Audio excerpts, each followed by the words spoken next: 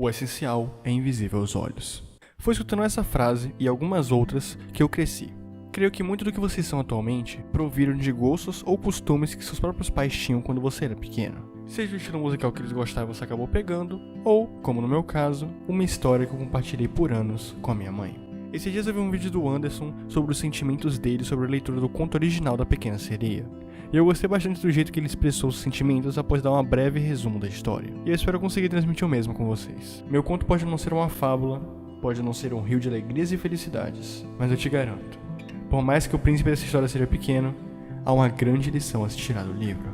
Bem, eu sou Tropia, e hoje veremos mais sobre O Pequeno Príncipe.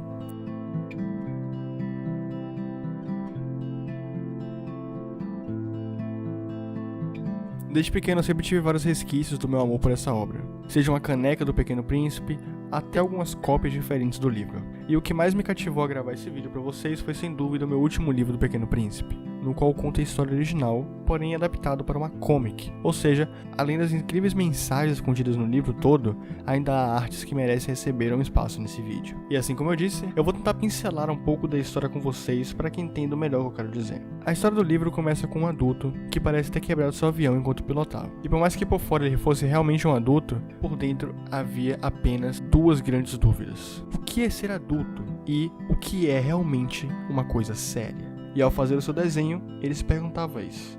O desenho do adulto, creio que alguns de vocês já conheçam, e se retrata deste aqui.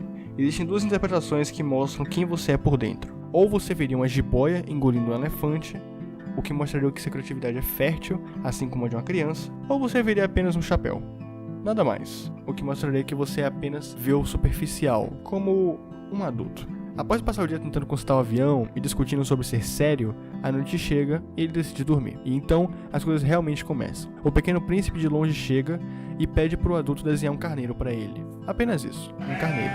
O homem então diz que infelizmente não tem habilidade para desenhar um carneiro, apenas aquele desenho que ele fez antes. E pelo Pequeno Príncipe ser apenas uma criança, ele consegue ver que na verdade é uma jiboia e um elefante, e não um chapéu como todos diziam. E então começa uma amizade entre o homem e o Pequeno Príncipe, e são das amizades que se conservam os mais fortes sentimentos. Após algum dia juntos, o homem começa a se indagar de onde veio o Pequeno Príncipe, pois claramente ele não era da Terra. O problema é que pelo tamanho insignificante de seu planeta, nenhum Pequeno Príncipe conseguia guiar o homem, e é dessa indagação que a história do Pequeno Príncipe vai de começar.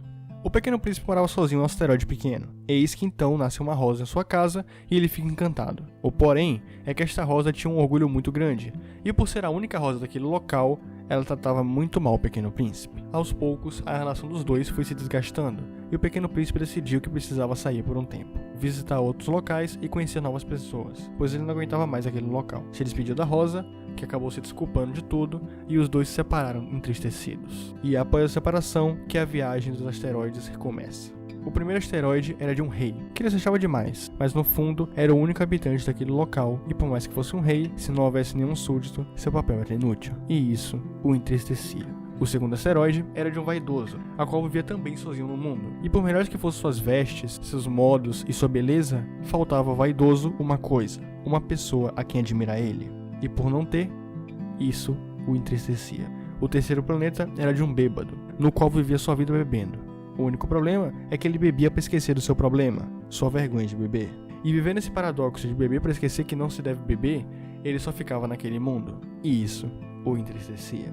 O quarto planeta era de um contador. O contador simplesmente passava sua vida contando estrelas. Ele contava e recontava milhões de vezes cada uma das estrelas, e ele nunca parou de fazer isso por séculos. O contador não tinha tempo, pois estava sempre contando estrelas. O problema é que regar uma flor é útil para você que regou a flor e se sente melhor, e é útil para a flor que se nutre. Mas contar estrelas pode ser útil para ele. Mas do que serve isso para as estrelas? E isso o deixava preso naquela prisão infinita.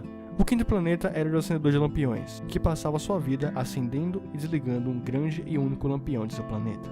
Por conta da passagem das estações, as rotações foram ficando cada vez mais rápidas, e isso fez com que um dia inteiro passasse apenas 1 minuto no planeta dele, levando a vida do acendedor um eterno inferno, no qual ele apenas vive acendendo e apagando, acendendo e apagando. E de todos, o lampião era o mais triste, porém o mais útil, pois diferente do rei, do bêbado, do vaidoso e do contador, o acendedor de lampiões não fazia as coisas só para ele ele fazia pro mundo dele, que por mais que só vivesse ele, ainda assim era uma atitude menos egoísta, e mesmo assim, isso o entristecia.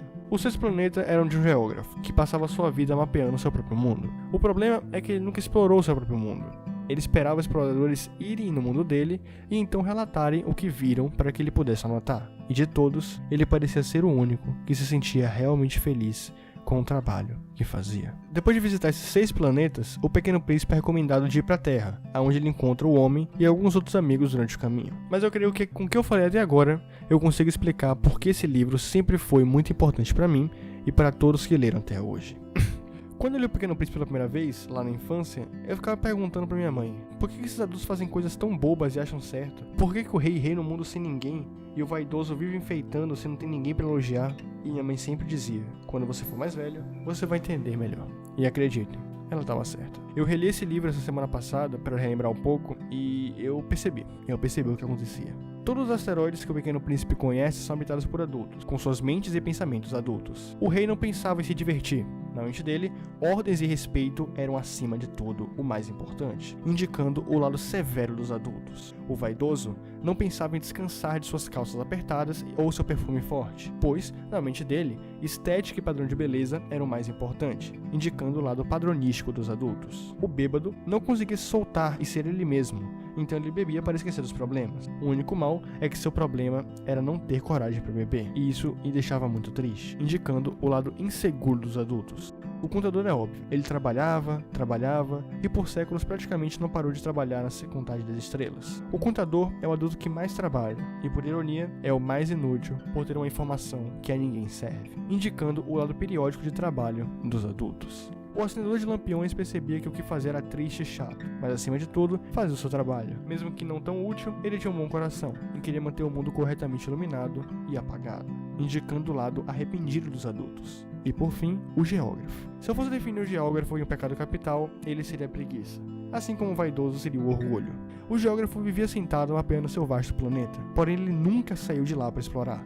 Ele nunca quis levantar da sua cadeira e realmente ver o mundo à sua volta. A sua visão do mundo era totalmente vinda de histórias que os exploradores contavam a ele. O geógrafo vivia praticamente uma caverna de Platão, onde via apenas as sombras, mas nunca enxergava o real significado das coisas. Ele nunca enxergava o mundo real fora de seus desenhos e mais desenhos, mostrando o lado cego dos adultos. Percebeu? O Pequeno Príncipe, por mais que tenha uma criança como seu protagonista, ele mostra com 6 asteroides as personalidades que juntas formam um adulto. Um adulto sem sonhos, sem expectativa, que vive trabalhando sem parar e que não consegue enxergar o mundo à sua volta. A mensagem que eu tenho para dizer?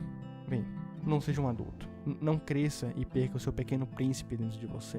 Eles, por mais úteis que fossem, viviam todos sozinhos, tristes e solitários. Então, se alguém te perguntar o que você vê nessa imagem, pode dizer sem medo que viu uma jiboia engolindo um elefante, pois de chapéu ela não tem nada.